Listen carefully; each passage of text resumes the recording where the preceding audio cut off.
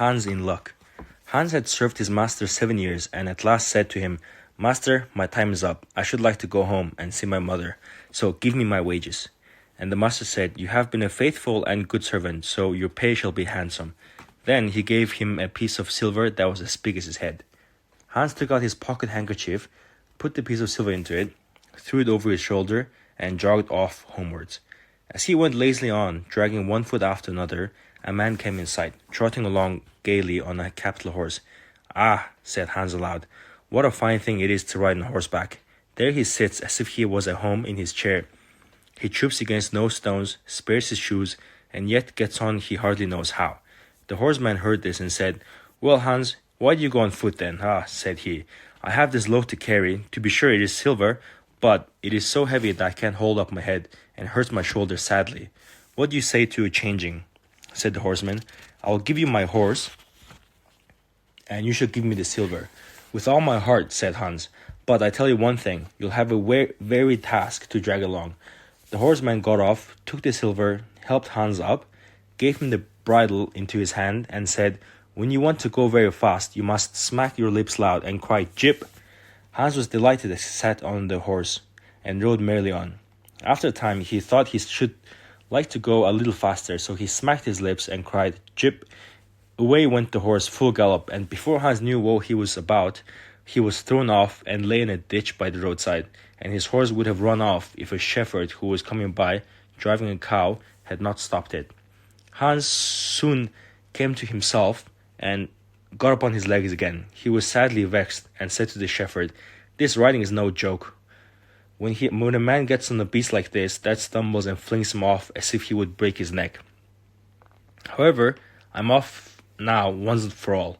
I like a cow a great deal better. One can walk along at one's leisure behind her and have milk, butter, and cheese every day into the bargain. What would I give to have such a cow?" "Well," said the shepherd, "if you're so fond of her, I will change my cow for your horse." "Done," said Hans merrily. The shepherd jumped upon the horse, and away he rode.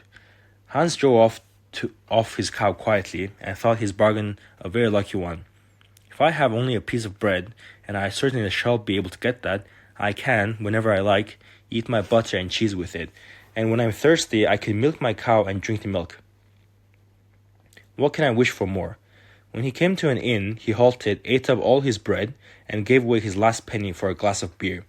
Then he drove his cow towards his mother's village, and the heat grew greater as noon came on, till at last he found himself on a wide heath that would take him more than an hour to cross, and he began to be so hot and parched that his tongue clave the roof of his mouth. "I can find a cure for this," thought he. "Now will I milk my cow and quench my thirst." So he tied her to the stump of a tree and held his leathern cap to milk into, but not a drop was to be had. While he was trying his luck and managing the matter very clumsily, the uneasy beast gave him a kick on the head that knocked him down, and there he lay a long while senseless. Luckily, a butcher came soon by driving a pig in a wheelbarrow. "What is the matter with you?" said the butcher as he helped him up. Hans told him what happened, and the butcher gave him a flask, saying, "There, drink and refresh yourself. Your cow will give you no milk. She is an old beast, good for nothing but the slaughterhouse." "Alas, alas," said Hans. "Who would have thought of it? If I kill her, what will she be good for? I hate cow beef. It is not tender enough for me. If it were a pig now, one could do something with it. It would be at any rate make some sausages." "Well," said the butcher, "to please you, I'll change, and give you the pig for the cow." "Heaven reward you for your kindness," said Hans, as he gave the butcher the cow, and took the pig off the wheelbarrow, and drove it off, holding it by the string that was tied to its legs. So on he jogged, and all seemed now to go right with him. He had met with some misfortunes, to be sure, but he was now well repaid for all. The next person he met was a countryman carrying a fine white goose under his arm. The countryman stopped to ask what was o'clock, and Hans told him all his luck and how he had made so many good bargains. The countryman said he was going to take the goose to a christening. "Feel," said he, "how heavy it is, and yet it is only 8 weeks old. Whoever roasts and eats it may cut plenty of fat off it. It has lived so well." "You're right," said Hans as he weighed it in his hand, "but my pig is no trifle." Meantime, the countryman began to look grave and shook his head. "Hark ye," said he, "my good friend, your pig may get into a scrape. In the village I just came from, the squire has had a pig stolen out of his sty. I was dreadfully afraid when I saw you that you had got the squire's pig. It will be a bad job if they catch you. The least they'll do will be to throw you into the horse pond." Poor Hans was sadly frightened. "Good man," he cried. Pray get me out of this scrape. You know this country is better than I. Take my pig and give me the goose. I ought to have something into the bargain," said the countryman. "However, I will not bear hard upon you, as you are in trouble." Then he took the string in his hand and drove off the pig by a side path, while Hans went on the way homewards free from care. After all, he thought, "I have the best of the bargain. First there will be a capital roast, then the fat will find me in goose grease for 6 months, and then there are all beautiful white feathers. I will put them into my pillow, and I am sure I shall sleep soundly without rocking. How happy my mother will be."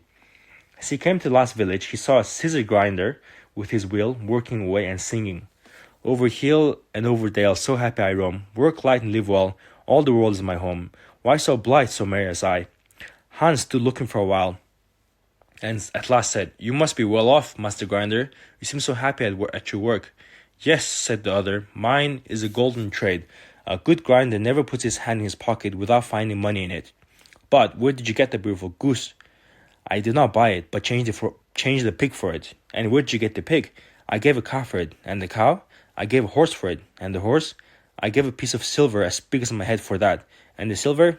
"Oh, I worked hard for that for 7 long years." "You have thriven well in the world hitherto," said the grinder. "Now, if you could find money in your pocket whenever you put your hand into it, your fortune would be made." "Very true. But how is that to be managed?" "You must turn the grinder like me," said the other. "You only want a grindstone, and the rest will come of itself. Here is one that is little worse off for wear. I would not ask more than the value of your goose for it. Will you buy?" "How can you ask such a question?" replied Hans. "I should be the happiest man in the world if I could have money whenever I put my hand in my pocket. What could I want more? There's the goose." "Now," said the grinder, as he gave him a common rough stone that lay by his side, "this is a most capital stone. Do but manage it cleverly, and you can make an old nail cut with it." Hans took the stone and went off with a light heart. His eyes sparkled for joy, and he said to himself, "I must have been born in a lucky hour. Everything that I want or wish for comes to me of itself." Meantime, he began to be tired, for he had been traveling ever since daybreak. He was hungry too, for he had given away his last penny in his joy at getting the cow. At last he could go no farther, and the stone tired him terribly. He dragged himself to the side of a pond, that he might drink some water and rest for a while.